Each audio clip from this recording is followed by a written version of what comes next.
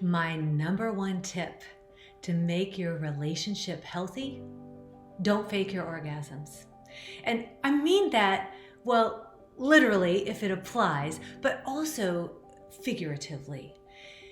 I know that the one thing you could do to either strengthen a relationship or heal a toxic relationship is to communicate.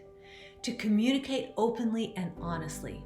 There's no point in pretending that what your partner is doing is amazing if it's not, because if they truly want to please you and take care of your needs and you're telling them everything's fine and it's not, they will never learn how to meet your needs.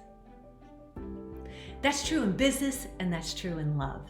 So if you start communicating openly, honestly, vulnerably, you at least have a chance to be able to connect with the other person and strengthen it or heal it if it's been really toxic or dramatic. I have a few strategies for you to try this. So the first strategy is just check yourself. Stop and get really clear. What's going on with me? Figure that out so that when you come into the communication, you can be open, honest, and vulnerable. Second, listen. And I don't mean listen half-heartedly while you're watching something or while you're thinking about something else. I mean listen.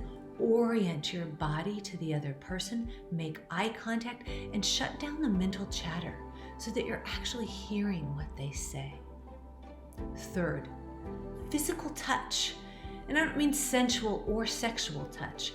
I just mean physically letting the other person know, especially if it's appropriate and a love relationship, hey, I'm here. A touch on the arm or a hug. I see you. I am a true, real human being in the room with you and I care about you. Fourth, have a good argument. Just fight. If you don't have another way to get out the truth, sometimes having a good argument can be really helpful. Finally, I love to use the 1 to 10 scale, and I like to use it in a couple different ways. So let me share what I mean. Say to your partner, 1 to 10, how committed are you to our relationship, to our love, to our marriage, to this idea, to this project, if it's at work, 1 to 10. Hopefully, underneath the anger, the trigger, the frustrated feelings, people can find the truth. And hopefully, the number's pretty high, 7, 8, 9, maybe even a 10, especially if you're really solid. If it's low, if it's a 1 or a 2, then you know where you need to start. What's going on with the commitment here? Do you not believe in this project? Are we not right for each other? The second way I like to use the scaling questions is to say, how significant of an issue is this to you? So if you're triggered or your partner comes to you or somebody on the team comes to you with an issue, you can ask, okay, how big of a deal is this? 1 to 10. 10 is huge, monumental.